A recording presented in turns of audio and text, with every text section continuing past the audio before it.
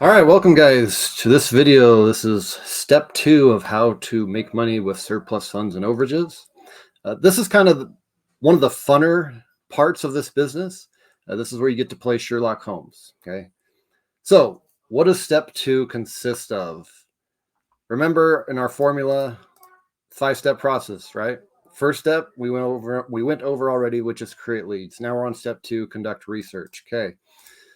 Conduct research consists of 3 steps. The first step that you need to do is you need to confirm who is entitled to the money. Okay. Typically, this is the person who owned the property at the time of the auction.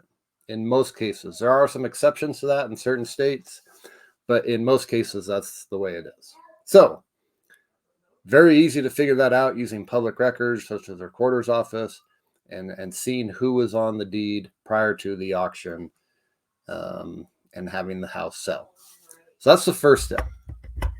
Do not make the mistake of thinking that just because you have a list or you found a list online or the county provided you a list, don't make the mistake of thinking that the name on that list is the actual claimant. Sometimes those lists are incorrect. It's your job to verify whether or not the county is correct in their information. And so of course, you don't have to do any of these steps. You can not confirm who the proper claimant is, but then you can't be mad if you end up contacting the person that's not even owed the money. So that's why it's important to confirm who is entitled to the money so that you know who it is that you need to contact. Because if you just assume, well, there's a saying about what happens when you assume, right? And that can happen. And that's happened to me. Just FYI, I have assumed that somebody was the proper claimant without verifying my assumption. And I ended up losing deals, and it cost me money as well as made me look really stupid. So if you want to avoid that, make sure you find out who the proper claimant is. Okay. And I cover this in depth of how to go through this in my program, but that's the first part of step 2. Confirm who's entitled to the money. Once you've confirmed who's entitled to the money, you move on to the second part, which is, okay, how much debt was attached to this property? Okay. Because here's the other thing that a lot of people make. They see a list. The list says that there's money available. Well, there may be other people that are entitled to that money, such as liens. What's a lien? A lien is a debt that is attached to a piece of real estate. Okay. And so if a piece of real estate sells at an auction and there's surplus funds, those debts can make a claim to that surplus fund. Okay. And those claims are in priority to the ex-homeowner. Okay. Examples of liens: HOA, homeowners association liens; IRS liens, you don't pay the IRS, they place a lien on your house; state tax liens; judgment liens, you get sued in court, you lose, you get a judgment against you, they take that judgment, record it against your house, you now have a judgment lien against you. Okay? There are multiple examples of liens. Medicaid liens, someone's on Medicaid assistance, they will place a lien on your house. Okay? These are all examples of liens.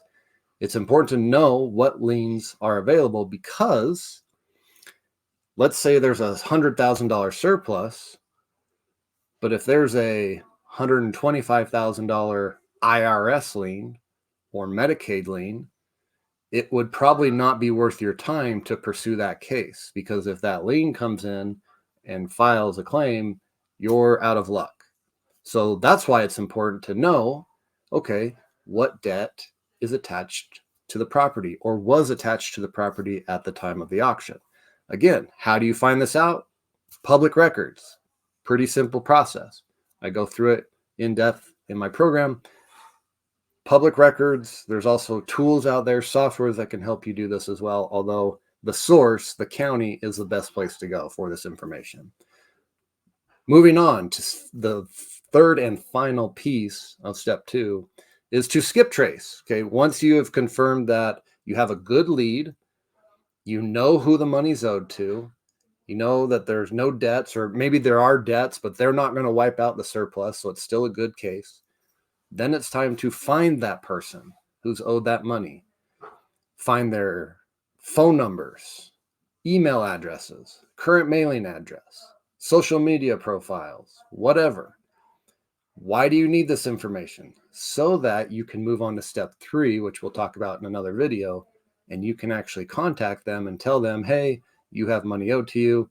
Here's how I can help you if you're interested, and so on and so forth. But that process of finding the person, this is the Sherlock Holmes piece. It can be really fun, but it can also be frustrating because people can be hard to find in this business.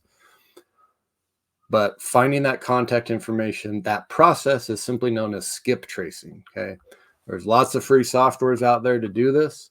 There's also, I recommend paid softwares as well because they have better data. But if you want to do this on yourself or do this on a relative, just go to this website. Okay. Let me share my screen again. Just go to this website called truepeoplesearch.com. Okay. This is like a free skip tracing platform. It's not the best, but you'd be surprised what pops up. And all you're going to do is you're going to type in the name of a person or their address, or type in your phone number, and just see what information is available out there on you or one of your relatives. I think you'll be surprised, okay, about how much information you can find on people just for free. And when you do use paid platforms, you get even more information. It's kind of scary, actually, but that's how you can skip trace people. That's one website of many websites that you can utilize. Okay. All right. And that concludes this video. That is step 2 of how to make money with surplus funds. Appreciate you watching, and make sure to subscribe to my list if you want steps 3 and 4 and 5 completely free. Go to overagesyndicate.com or just subscribe here to the channel. All right, guys, that is all for today. We'll see you in the next one.